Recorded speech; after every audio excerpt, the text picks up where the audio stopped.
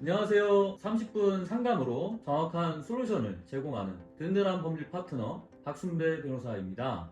부동산에 가서 거래를 하려고 보면 공인중개사 자격증이 없는 사람이 중개를 하는 경우가 있어요. 이렇게 전문 지식이 없는 사람이 큰 돈이 오가는 매매 계약을 중개하면 안 되겠죠? 안 그래도 이렇게 자격증이 없는 중개인이 중개를 함에 따라 계약 후 많은 문제가 일어나고 있습니다. 만약 이런 사람에게 중개를 맡긴 경우 중개 스스로 반환 청구가 가능한지 말씀드릴게요.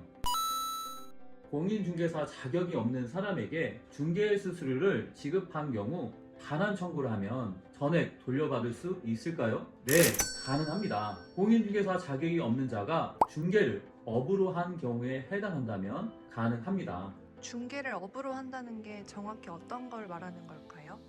여기서 중개를 업으로 한다고 함은 영업으로서 중개를 하는 것을 말하는데요. 중개를 영업으로 하는지 여부는 중개 행위의 목적이나 규모, 횟수, 기간, 태양 등 여러 가지 사정을 살펴보고 사회의 통념에 따라서 판단한다고 보면 됩니다. 비록 단 한 번의 행위가 있다고 하더라도 반복적으로 계속할 의사로 중개 행위를 하였다면 중개를 업으로 한 경우에 해당한다고 보고 있어요.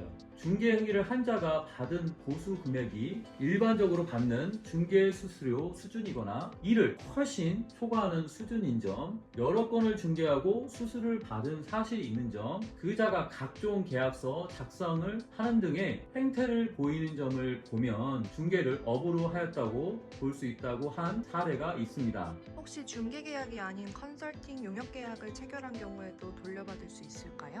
네, 공인중개사 자격이 없는 사람은 그 혐의를 벗어나기 위해서 중개 행위가 아닌 컨설팅 용역 계약을 체결했다고 주장하기도 하는데요. 심지어 당사자 간에 컨설팅 용역 계약을 체결했다고 하더라도 그 행위가 객관적으로 봤을 때 사회통념상 거래의 알선 중개를 위한 행위라고 인정되는지 여부에 따라서 결정해야 한다고 판시하고 있어요. 부동산에 관해서 이러한 중개 행위를 업으로 하는 자가 그에 더해서 부동산 컨설팅 등의 용역을 제공했다고 해서 공인중개사법의 규율 대상인 부동산 중개 행위가 아니라고 볼 수 없다. 이렇게 판시한 사례가 있는 점에 비추어 볼 때는 컨설팅 용역 계약을 했다고 해서 이것이 중개 행위가 아니다. 이렇게 단정할 수가 없고요. 실질적인 관계를 종합적으로 판단해야 한다는 것입니다. 그러면 납부한 중개 수수료를 전부 다 돌려받을 수 있는 건가요? 네, 공인중개사 자격이 없는 자가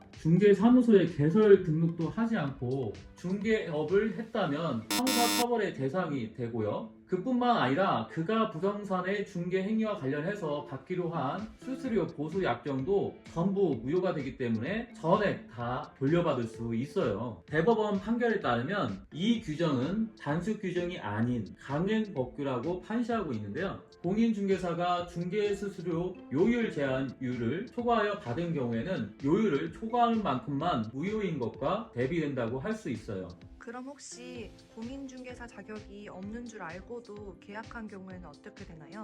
공인중개사 자격이 없는 것을 알면서도 맡겼다고 한다면 불법 원인급여로서 반환을 돌려받을 수 없는지 문제가 됩니다. 그러나 불법 원인급여로 볼 수 없다는 것이 판례의 태도예요. 중개 행위에 더해서 부동산 수리 용역을 제공했다면 어떤가요? 형식상 컨설팅 계약이라고 되어 있다고 하더라도 주된 목적이 부동산에 관한 매매 계약을 중개하는 것이고 부수적으로 부동산 수리 용역 계약이 있다고 하더라도 공인중개사법의 강행 법규를 위반한 것이다. 이렇게 판시하고 있습니다. 실제로 전부 돌려받은 사례가 정말 있나요?